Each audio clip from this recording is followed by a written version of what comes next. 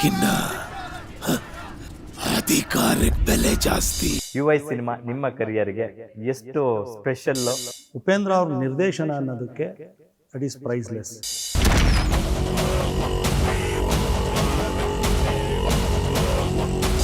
ಉಪೇಂದ್ರ ಅವರೇ ಡಿಫ್ರೆಂಟ್, ಆ ಡಿಫ್ರೆಂಟ್ನೇ ಇಟ್ಕೊಂಡು ಒಂದು ಸಿನಿಮಾ ಮಾಡಿದ್ದೀರಾ.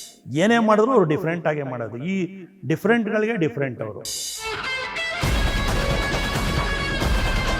ಬೇರೆ ಬೇರೆ ಲ್ಯಾಂಗ್ವೇಜ್ ಅಲ್ಲಿ ಬೇರೆ ಬೇರೆ ಕ್ಲೈಮ್ಯಾಕ್ಸ್ ಇರುತ್ತೆ, ಬೇರೆ ಬೇರೆ ಲೆಂತ್ ಆಫ್ ದ ಸಿನಿಮಾ ಇರುತ್ತೆ ಅಂತ ಕೇಳ್ಪಟ್ಟೆ.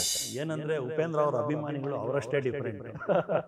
ಸೊ ಅವ್ರವ್ರ ಕಲ್ಪನೆಯಲ್ಲಿ ಅವ್ರು ಆಗ್ತಾ ಇರ್ತಾರೆ. ಸುದೀಪ್ ಸರ್ ಸಿನಿಮಾ ಮತ್ತೆ ಉಪ್ಪಿ ಸರ್ ಸಿನಿಮಾಗಳು ಒಂದ್ 4-5 ದಿವಸಗಳ ಅಂತರದಲ್ಲಿ ಬರ್ತಾ ಇದೆ ಅಂದಾಗ ಎಲ್ಲ ಒಂದ್ ಕಡೆ ಒಳ್ಳೆ ಥಿಯೇಟರ್ ಸೆಟಪ್ ಮತ್ತೆ ಬಾಕ್ಸ್ ಆಫೀಸ್ ಕ್ಲಾಶ್ ಇವೆಲ್ಲ ಆಗುತ್ತೆ ಅಂತಕ್ಕಂಥದ್ದು ಒಂದಷ್ಟು ಮೇಲ್ನೋಟಕ್ಕೆ ಕಂಡು ಬರ್ತಾ ಇರ್ತಕ್ಕಂಥದ್ದು. ಇವೆಲ್ಲ ಕ್ಲಾಶ್ ಅವೆಲ್ಲ ಏನಿಲ್ಲ, ಯಾಕಂದ್ರೆ ನಾವು ಸುದೀಪ್ ಅವರೆಲ್ಲ ಬಹಳ ಆತ್ಮೀಯರು. ಆಮೀರ್ ಖಾನ್ ಎಂತೆಂಥ ಸಿನಿಮಾಗಳನ್ನ ಕೊಟ್ಟಂತಹ ಲೆಜೆಂಡ್ ಅವರೇ ನಾನು ಉಪೇಂದ್ರ ಅವರ ಅಭಿಮಾನಿ ಅಂತ ಒಂದು ವಿಡಿಯೋ ಮಾಡ್ತಾರೆ ಅಂದಾಗ it's really greatness of Upendra.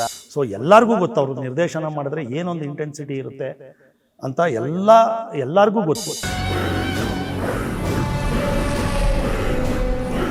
Guarantee guarantee guarantee, ಇದು ಗ್ಯಾರಂಟಿ ನ್ಯೂಸ್. ಸುದ್ದಿ ಖಚಿತ, ನ್ಯಾಯ ನಿಶ್ಚಿತ. ನಾನು ನಿಮ್ಮ ಬೀರ್ಗನಹಳ್ಳಿ ಲಕ್ಷ್ಮೀನಾರಾಯಣ್. ವೀಕ್ಷಕರೇ, ನಿರ್ಮಾಪಕರುಗಳನ್ನ ಅನ್ನದಾತರು ಅಂತ ಕರೆದಿದ್ರು ನಟ ಸಾರ್ವಭೌಮ ಡಾಕ್ಟರ್ ರಾಜ್ಕುಮಾರ್ ಅವರು. ಇವತ್ತಿಗೂ ಕೂಡ ಒಂದು ಸಿನಿಮಾಗೆ ಮೂಲ ಅಂದರೆ ವಿತೌಟ್ ನಿರ್ಮಾಪಕ ದೆರ್ ಇಸ್ ನೋ ಸಿನಿಮಾ. ಯಾರು ಏನೇ ಎಷ್ಟೇ ಕ್ರಿಯೇಟಿವಿಟಿ ಇದ್ರೂ ಸಹ ಕೊನೆಗೆ ಒಂದು ಬಿಗ್ ಸ್ಕ್ರೀನ್ ಮೇಲೆ, ಪರದೆ ಮೇಲೆ ಒಂದು ಚಿತ್ರ ಮೂಡಬೇಕು ಅಂದರೆ ಅದಕ್ಕೆ ಮೂಲ ಕಾರಣ ನಿರ್ಮಾಪಕರಾಗ್ತಾರೆ. ಅಫ್ಕೋರ್ಸು ಇದೇ ಡಿಸೆಂಬರ್ 20ಕ್ಕೆ ರಿಲೀಸ್ ಆಗ್ತಾ ಇರ್ತಕ್ಕಂತಹ ಯುವೈ ಸಿನಿಮಾ ವರ್ಲ್ಡ್ ವೈಡ್ ಸಿಕ್ಕಾಪಟ್ಟೆ ಸಂಚಲನ ಮೂಡಿಸ್ತಾ ಇದೆ. ಆಸ್ಟ್ರೇಲಿಯಾದ ಮೆಲ್ಬೋರ್ನ್ ಸೇರಿದಂತೆ ಸಾಕಷ್ಟು ಸೆಂಟರ್ಗಳಲ್ಲಿ ಈಗಾಗಲೇ ಟಿಕೆಟ್ಸ್ ಸೋಲ್ಡ್ ಔಟ್ ಕೂಡ ಆಗಿದೆ. ಅಂತಹ ಸಿನಿಮಾ ಬಗ್ಗೆ ನಾವು ಇಷ್ಟೊತ್ತು ನಟ ನಿರ್ದೇಶಕರಾದಂಥ ಉಪೇಂದ್ರ ಅವ್ರನ್ನ ಮಾತಾಡ್ಸಿದ್ವಿ, ಆ ಚಿತ್ರದ ನಾಯಕ ನಟಿಯಾದಂಥ ರೀಶ್ಮಾ ನಾಣಯ್ಯ ಅವ್ರನ್ನ ಮಾತಾಡ್ಸಿದ್ವಿ. ಇದೀಗ ನಮ್ಮೊಟ್ಟಿಗಿದ್ದಾರೆ KP ಶ್ರೀಕಾಂತ್ ಅವರು. ಇವರು, ನಾನು ಮೊದಲಿಗೆ ಒಂದು ಮಾತನ್ನು ಹೇಳಿದೆ, ನಿರ್ಮಾಪಕರುಗಳನ್ನು ಅನ್ನದಾತರು ಅಂತ ಕರೆದವರು ಅಂತ. ಅಫ್ಕೋರ್ಸು ಅದೇ ದೊಡ್ಡ ಮನೆಯಲ್ಲಿ ಅಣ್ಣವರೊಟ್ಟಿಗೆ ಒಡನಾಟ ಇದ್ದಂತಹ ಒಬ್ಬ ಅಂದರೆ ಪ್ರೊಫೆಷ್ನಲ್ ಪ್ರೊಡ್ಯೂಸರು ನಮ್ಮೊಟ್ಟಿಗಿದ್ದಾರೆ. ಸಕ್ಸಸ್ಫುಲ್ ಸಿನಿಮಾಗಳ ಪ್ರೊಡ್ಯೂಸರ್ ಕೂಡ ಹೌದು. ಸರ್, ಕಾರ್ಯಕ್ರಮಕ್ಕೆ ಆತ್ಮೀಯ ಸ್ವಾಗತ. ಯುವೈ ಸಿನಿಮಾ ನಿಮ್ಮ ಕರಿಯರ್ಗೆ ಎಷ್ಟು ಸ್ಪೆಷಲ್ಲು, ಯಾಕೆ ಸರ್? ನನಗೆ ಇದು ಬಹಳ ದೊಡ್ಡ ಸ್ಪೆಷಲ್. ನನ್ನ ಕೆರಿಯರ್ಗೇ ಒಂದು ದೊಡ್ಡ ಸಿನಿಮಾ.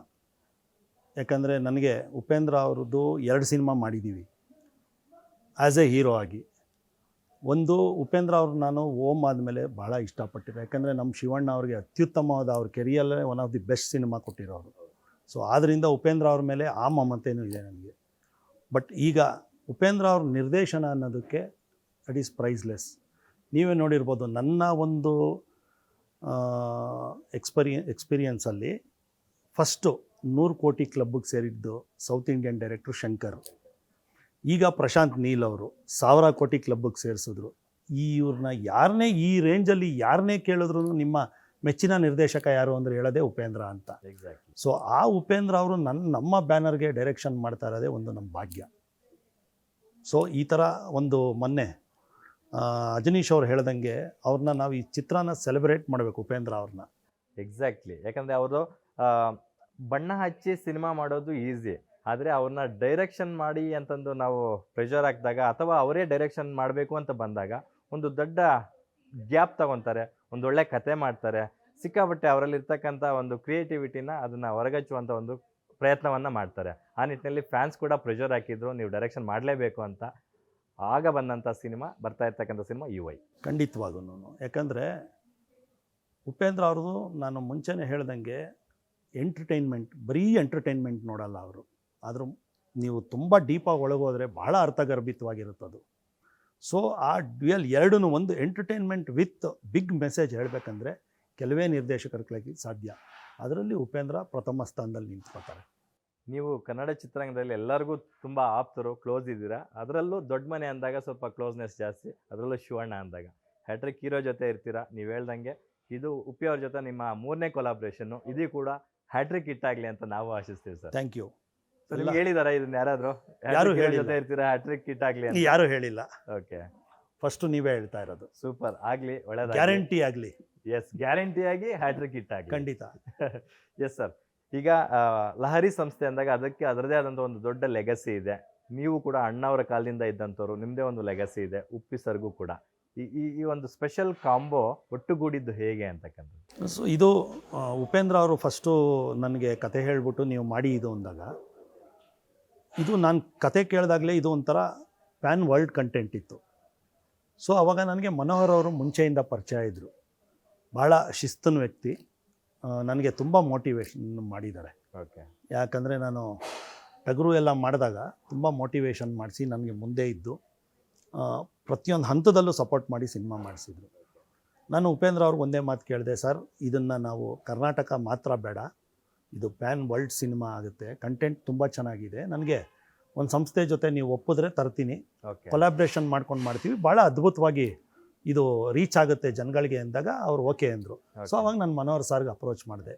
ಇನ್ನೊಂದೇನೆಂದರೆ ಇದರಲ್ಲಿ ಸ್ವಲ್ಪ ಬೇರೆಯೇ ವರ್ಲ್ಡ್ ಇತ್ತು, ಪ್ರಪಂಚ ಇದೆ. ಆ VFXಗೆ ನವೀನ್ ಅವ್ರು ನನಗೆ ಮುಂಚೆಯಿಂದ ಗೊತ್ತಿದ್ದರು. ಅವರು ಬ್ಯಾಂಕೋವರಲ್ಲಿ VFXೇ ಕಲಿತು ಡಿಸ್ನಿಲ್ ವರ್ಕ್ ಮಾಡ್ತಾಯಿದ್ರು.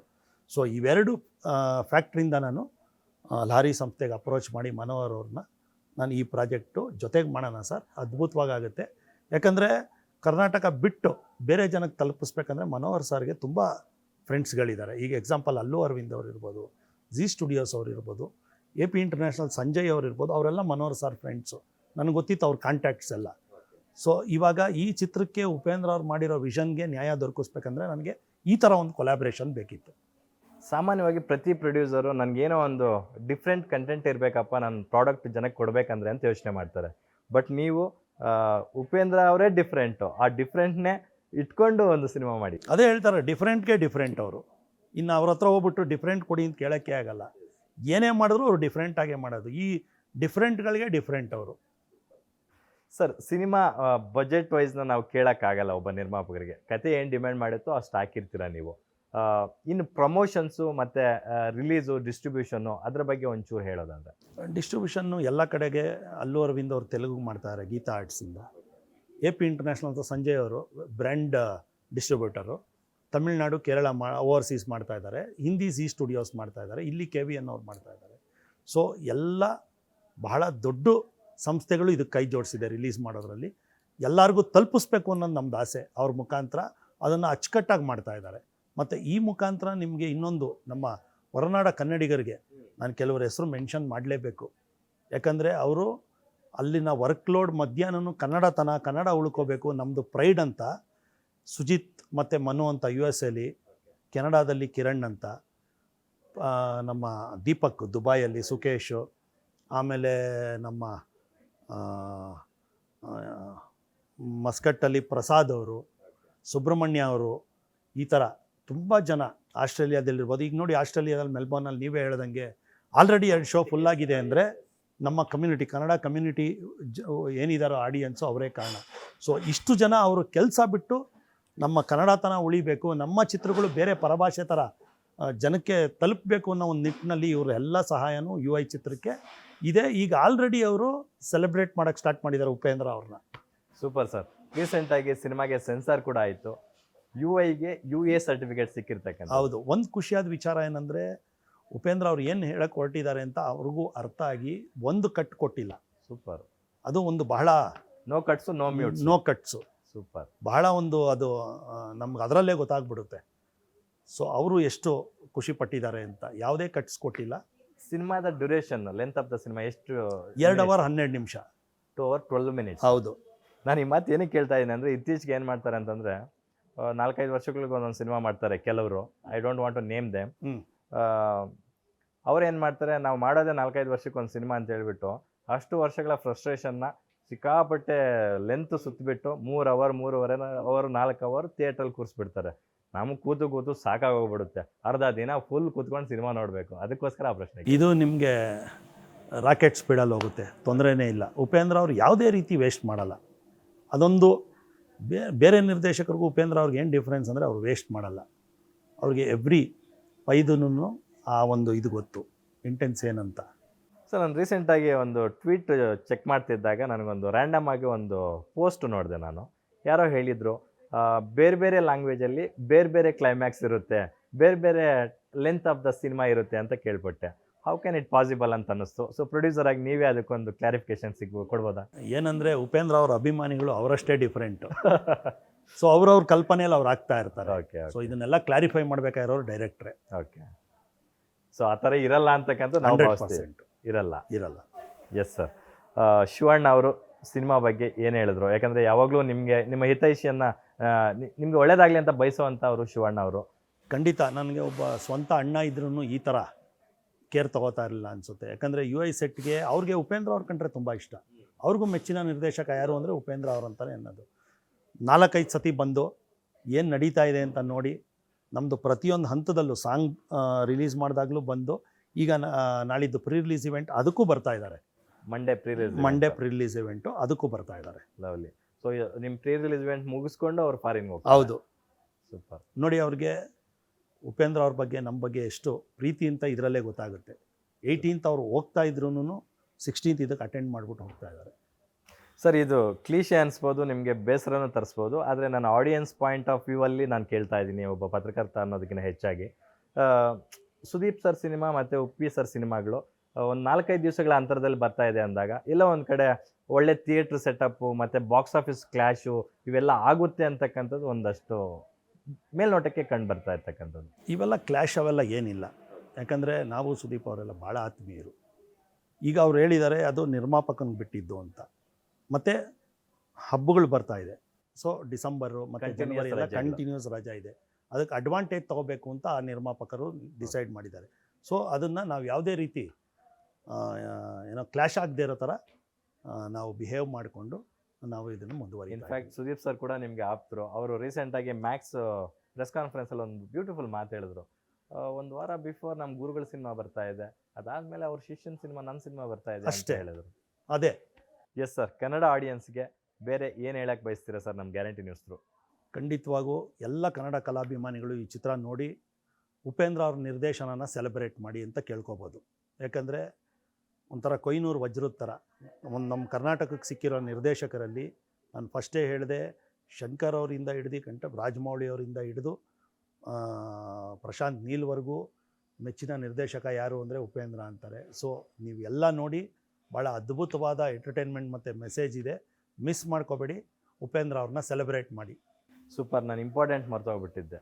ಆಮೀರ್ ಖಾನ್ ಎಂತೆಂಥ ಸಿನಿಮಾಗಳನ್ನು ಕೊಟ್ಟಂತಹ ಲೆಜೆಂಡ್ ಅವರೇ ನಾನು ಉಪೇಂದ್ರ ಅವರ ಅಭಿಮಾನಿ ಅಂತ ಒಂದು ವಿಡಿಯೋ ಮಾಡ್ತಾರೆ ಅಂದಾಗ, it's really greatness of Upendra and his creativity ಅಂತ. ಎಕ್ಸಾಕ್ಟ್ಲಿ. ನಾವು ಅದನ್ನೇ ಹೇಳ್ತಾ ಇರೋದು. 20 years ಮುಂಚೆನೇ ಅವ್ರು ಉಪೇಂದ್ರ ಕೊಟ್ಟಿದ್ದಾರೆ. ಸೊ ಎಲ್ಲರಿಗೂ ಗೊತ್ತು ಅವರು ನಿರ್ದೇಶನ ಮಾಡಿದ್ರೆ ಏನೊಂದು ಇಂಟೆನ್ಸಿಟಿ ಇರುತ್ತೆ ಅಂತ ಎಲ್ಲರಿಗೂ ಗೊತ್ತು. ನನಗೆ ಗೊತ್ತಿರೋ ಪ್ರಕಾರ ಸೌತ್ ಇಂಡಿಯಾದಲ್ಲ, ನಾರ್ತ್ ಇಂಡಿಯಾ ಸ್ಟಾರ್ಸ್ಗಳಿಗೂ ಗೊತ್ತು ಅವ್ರ ಬಗ್ಗೆ. ಸೊ ಆದ್ದರಿಂದ ಖಂಡಿತವಾಗೂ ಎಲ್ಲರೂ ಉಪೇಂದ್ರ ಅವ್ರ ನಿರ್ದೇಶನನ ಸೆಲೆಬ್ರೇಟ್ ಮಾಡೋಣ. ಸರ್, ಇನ್ನೊಂದೇ ಒಂದು ಕ್ವೆಶನ್ ಕೇಳಿ ನಿಮ್ಮನ್ನು ಬೀಳ್ಕೊಡ್ತೀನಿ. UI ಅಂದರೆ KP ಶ್ರೀಕಾಂತ್ ಅವರ ಪ್ರಕಾರ ಏನು ಅಂತಕ್ಕಂಥದ್ದು? ಉಪೇಂದ್ರ ಇಂಟೆಲಿಜೆನ್ಸು, ನೀವು ನಾನು, you and I. Love you sir. Thank you so much. Yes ವೀಕ್ಷಕರೇ, ಇದಾಗಿತ್ತು UI ಸಿನಿಮಾದ ನಿರ್ಮಾಪಕರಾದಂತಹ KP ಶ್ರೀಕಾಂತ್ ಅವರ ಮಾತುಗಳು. ಸೊ ಇದೇ ಡಿಸೆಂಬರ್ 20ಕ್ಕೆ ಥಿಯೇಟರ್ಗೆ ಹೋಗಿ UI ಸಿನಿಮಾನ ನೋಡಿ ಎಂಜಾಯ್ ಮಾಡಿ, ಅವ್ರು ಹೇಳ್ದಂಗೆ ಸೆಲೆಬ್ರೇಟ್ ಕೂಡ ಮಾಡೋಣ ಅಂತ ಹೇಳ್ತಾ ಈ ಕಾರ್ಯಕ್ರಮನ ಮುಗಿಸ್ತಾ ಇದ್ದೀನಿ. ನೋಡ್ತಾ ಇರಿ ಗ್ಯಾರಂಟಿ ನ್ಯೂಸ್, ಸುದ್ದಿ ಖಚಿತ, ನ್ಯಾಯ ನಿಶ್ಚಿತ. ಗ್ಯಾರಂಟಿ ನ್ಯೂಸ್, ಸುದ್ದಿ ಖಚಿತ, ನ್ಯಾಯ ನಿಶ್ಚಿತ.